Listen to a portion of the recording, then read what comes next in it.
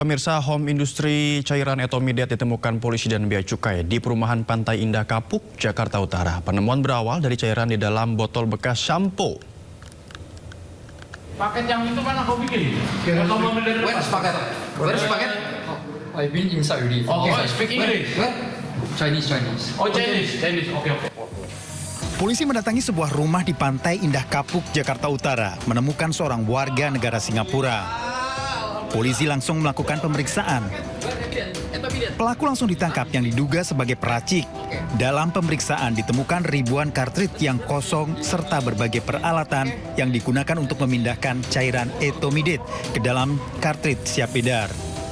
Pengembangan kasus berawal dari penemuan 2 botol cairan Etomidet yang dibungkus dalam kemasan sampo dengan berat sekitar 2.200 gram bruto.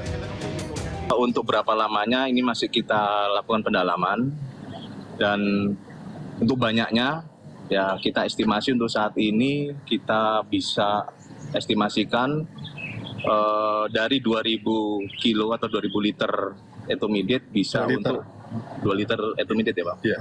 Itu bisa hampir 2.000 cartridge yang siap edar. Pengungkapan ini masih terus dikembangkan untuk mengungkap seluruh jaringan serta alur pasokan bahan baku Etomidet yang diduga berasal dari luar negeri. Dari Tangerang, Banten, Hasnugara iNews melaporkan. Gubernur DKI Jakarta Pramono Anung memastikan jembatan penyeberangan orang di Jalan Kapten Tendean, Jakarta Selatan akan dibangun kembali. Sebelumnya, jembatan rusak parah akibat ditabrak oleh truk pengangkut alat berat.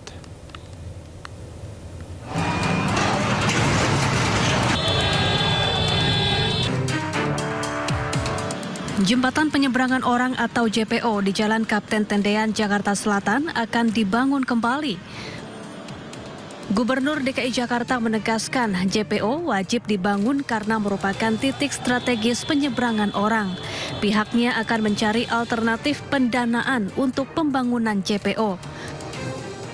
Sambil menunggu JPO dibangun, Pemprov DKI Jakarta berkoordinasi dengan Kementerian Perhubungan agar pejalan kaki bisa menggunakan zebra cross terlebih dahulu. Jadi yang untuk JPO Tendean yang akan ada penyelesaian untuk jangka pendek dan jangka panjang. Jangka pendeknya saya sudah meminta kepada Dinas Perhubungan untuk melakukan koordinasi dengan Kementerian Perhubungan, memintakan izin apakah itu bisa digunakan untuk zebra cross dalam jangka pendek dulu. Karena kalau harus dibangun JPO baru itu kan takes time. Tetapi saya sudah memerintahkan juga untuk segera dibangun JPO baru. Bahwa itu apakah melalui APBD, creative financing, GSR dan sebagainya atau naming rights sekarang kita lakukan, dan minggu depan ini kami rapatkan, segera kami putuskan. Karena itu nggak bisa ditunda-tunda. Itu adalah JPO yang sangat-sangat strategis. Sebelumnya JPO di Jalan Kapten Tendean dibongkar usai ditabrak truk pengangkut alat berat Selasa lalu. Truk melebihi batas maksimal ketinggian kendaraan yang boleh melintas sehingga menabrak JPO. Akibatnya JPO rusak parah, sementara kerugian yang ditimbulkan ditaksir mencapai miliaran rupiah. Dari Jakarta, tim liputan iNews melaporkan. Sementara itu, jembatan penyeberangan orang di Kemayoran, Jakarta Pusat retak dan bergoyang saat dilewati. Kondisi ini memicu kekhawatiran warga dan pengendara. Kerusakan pada JPO Kemayoran ini sebelumnya ramai diperbincangkan warga di media sosial. Setelah ditelusuri, terdapat sedikitnya 7 titik retakan pada lantai JPO. Meski masih dapat digunakan, kondisi ini membuat pejalan kaki mengaku was-was saat melintasi JPO. Mereka berharap pemerintah segera memeriksa dan memperbaiki jembatan demi keselamatan warga.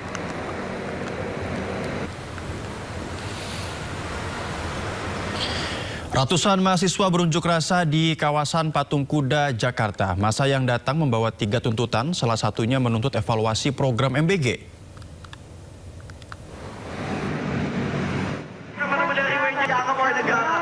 Bagaimana mungkin?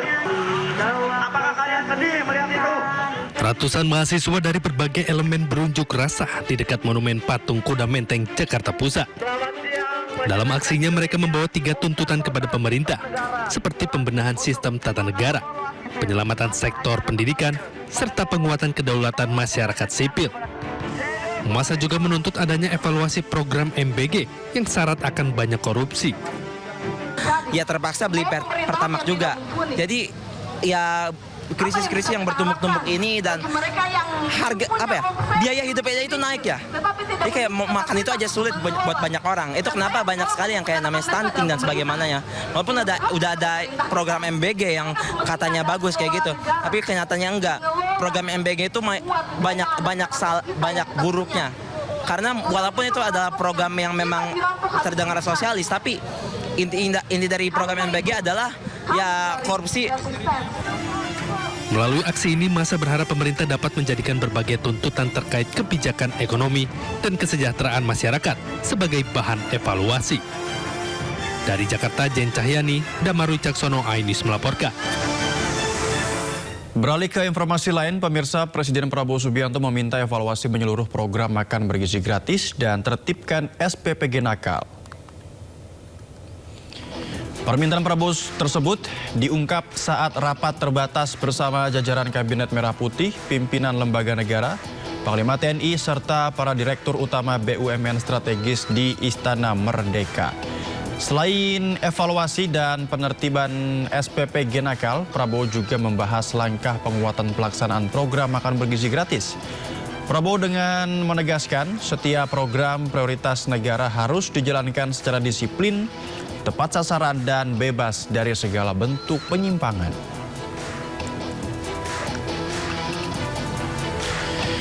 Presiden Prabowo Subianto pimpin panen raya serentak. Panen raya dilaksanakan di 43 titik se-Indonesia dan dilakukan secara simbolik di Kabupaten Malang, Jawa Timur. Pada asalnya menyelesaikan apa, Pak? Panen raya serentak di 43 titik se-Indonesia dipimpin secara simbolik oleh Presiden Prabowo Subianto di Kabupaten Malang, Jawa Timur. Kegiatan meliputi panen tebu dengan didampingi TNI Angkatan Udara di 8 titik lokasi, panen padi di 31 titik lokasi, bersama TNI Angkatan Darat dan panen kedelai dengan TNI Angkatan Laut di 4 lokasi. Kegiatan ini menjadi wujud sinergi TNI dalam mendukung percepatan terwujudnya swasembada pangan nasional. Selain memimpin panen raya serentak, Presiden Prabowo juga meninjau stand-stand program TNI dalam mewujudkan ketahanan pangan nasional. Izin Bapak Presiden, target swasembada gula konsumsi. Dalam acara panen raya, Presiden Prabowo Subianto tegaskan bahwa kelaparan hingga kemiskinan harus diberantas. Selain melakukan efisiensi anggaran, Prabowo menyebut bila perlu memangkas anggaran pertahanan untuk hapus kemiskinan. Kita harus hilangkan kelaparan. Kita harus hilangkan kemiskinan. Kemiskinan, apalagi kemiskinan ekstrim, harus kita hilangkan. Insya Allah kita akan hilangkan. Saudara-saudara sekalian, kita akan hemat anggaran kita. Kita akan bikin efisien. Bila perlu, anggaran pertahanan kita kurangi, anggaran polisi kita kurangi untuk menghilangkan kemiskinan. Pemirsa, kawasan Silang Tenggara Monumen Nasional Jakarta Pusat siap jadi saksi pagelaran musik klasik megah pada hari ini. Konser Akbar Monas yang dihelat secara gratis dan terbuka untuk umum ini akan segera dimulai pada pukul 7 malam nanti. Jelang beberapa jam sebelum acara dimulai, kondisi di Silang Tenggara Monas sudah dipenuhi kesibukan panitia. Dari pantauan di lokasi, panggung megah dan sistem tata suara berskala besar sudah berdiri kokoh, siap menampilkan pertunjukan orkestra dan paduan suara memukau. Pagelaran ini bertujuan untuk memperkenalkan sekaligus menumbuhkan kecintaan masyarakat Indonesia terhadap musik klasik. Oleh karena itu, acara ini dirancang sedemikian rupa agar dapat dinikmati oleh segala kalangan. Panitia akan membuka pintu masuk area konser mulai pukul 5 sore ini. Warga diimbau untuk datang lebih awal agar bisa mendapatkan posisi terbaik. Mengingat acara ini bersifat gratis tanpa perlu melakukan registrasi apapun.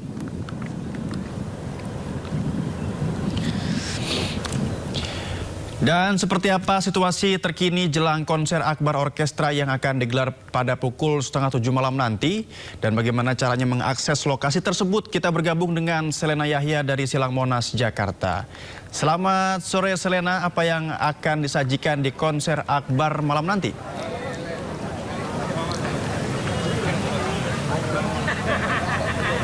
Ya, selamat sore Noval dan juga pemirsa. Jika bisa diartikan nih, musik adalah bahasa cinta yang layak didengarkan bagi segala kalangan tanpa terkecuali. Contohnya adalah saat saya berdiri di sini, saya ingin menikmati konser akbar yang berlokasi di Monas. Ini tepatnya di sisi Silang Tenggara Monas yang dapat diakses dari depan pintu Gambir, begitu Novel dan juga pemirsa. Kalau dari pantauan kami sejak tadi sore, memang banyak sekali masyarakat yang antusias untuk menikmati indahnya atau merdunya suara dari orkestra pada malam hari nanti yang rencananya akan dimulai di pukul 7 malam nanti. Namun memang saking antusiasnya nih Novel dan juga pemirsa, masyarakat sudah mengantri sejak tadi pukul jam 3 sore dan antriannya sangat mengular. Maka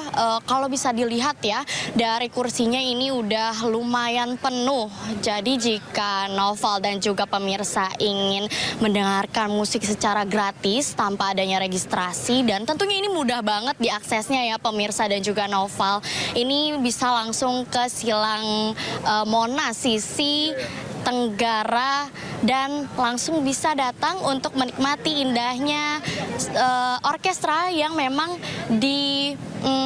didirikan atau digagas idenya oleh Stephen Tong dari Aula Simfonia Jakarta. Demikian Novel, kembali ke Anda di studio. Baik, terima kasih Selena atas laporannya, selamat bertugas kembali. Lapas perempuan di Kota Bandung menggelar pertunjukan kolosal yang merupakan hasil latihan selama 3 bulan. Aksi ratusan warga binaan ini akan dicatat dalam Museum Rekor Indonesia sebagai pertunjukan kolosal pertama di dalam lapas.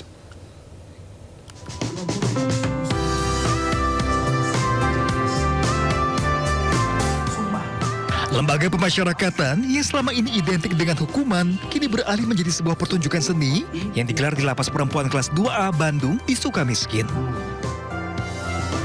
Ratusan warga binaan menghidupkan kembali legenda Jawa Barat melalui opera kolosal bertajuk Ciyung Wanara, Takdir yang Kembali. Total ada 407 peserta yang terlibat, terdiri dari warga binaan, petugas lapas, dan beberapa organisasi seni serta mahasiswa. Persiapannya tidak main-main. Selama 3 bulan mereka berlatih, menghafal dialog, mendalami karakter hingga koreografi. Acara ini merupakan bagian dari program pembinaan berbasis kebudayaan sekaligus menjadi upaya mencetak rekor muri.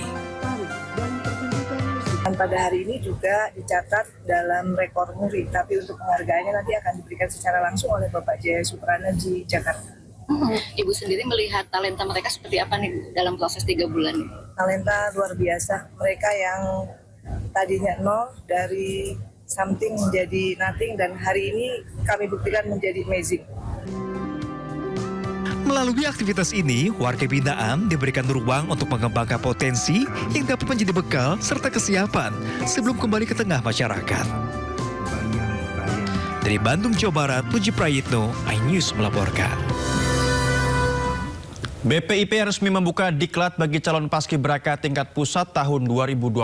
Hari kedua diklat 76 capaskah berkeliling Taman Mini Indonesia Indah untuk materi mengenal Indonesia.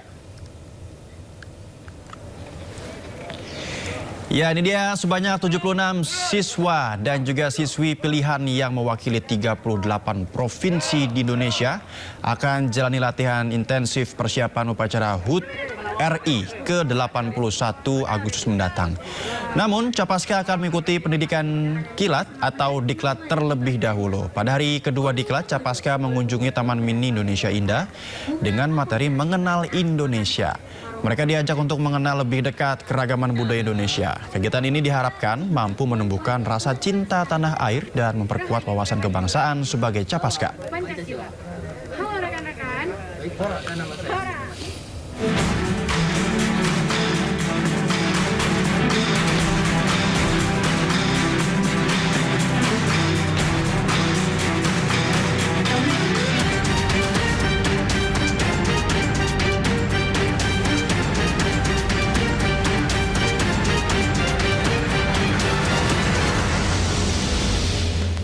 Menteri Keuangan Republik Indonesia Purbaya Yudi Sadewa optimis Koperasi Desa Merah Putih akan meraup keuntungan.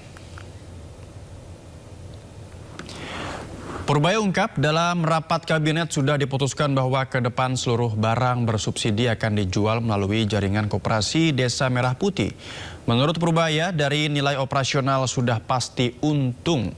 Sebelumnya Presiden Prabowo Subianto menyampaikan bahwa barang subsidi harus disalurkan melalui Kopdes Merah Putih supaya benar-benar tepat sasaran. Prabowo juga sampaikan nantinya Koperasi Desa Merah Putih akan dikembangkan jadi pusat pelayanan ekonomi desa yang terintegrasi, di mana di dalamnya akan tersedia kantor koperasi, toko sembako, layanan simpan pinjam hingga apotik desa. Diputuskan di rapat kabinet bahwa semua barang-barang yang bersubsidi akan disalurkan lewat Koperasi Desa Merah Putih dan tidak diperjualbelikan di luar itu. Jadi harusnya dari situ aja Koperasi Desa Merah Putih sudah pasti untung. Asal nggak dikorupsi lah harusnya aman. Menteri Koordinator Bidang Pangan Zulkifli Hasan memastikan Koperasi Desa Merah Putih KDKMP akan menjadi penyerap hasil panen petani dan nelayan untuk menjaga stabilitas harga. Dalam seminar nasional KDKMP yang diselenggarakan Kemendes PDT bersama 10 asosiasi desa di Jakarta, Menko Pangan Zulkifli Hasan menegaskan koperasi akan membeli hasil panen petani dan nelayan saat harga pasar turun di bawah harga yang ditetapkan oleh pemerintah. Selain jaga stabilitas harga, Kopdes Merah Putih juga akan menjadi pusat penyaluran berbagai program pemerintah termasuk bantuan sosial, pupuk subsidi, dan sarana produksi pertanian.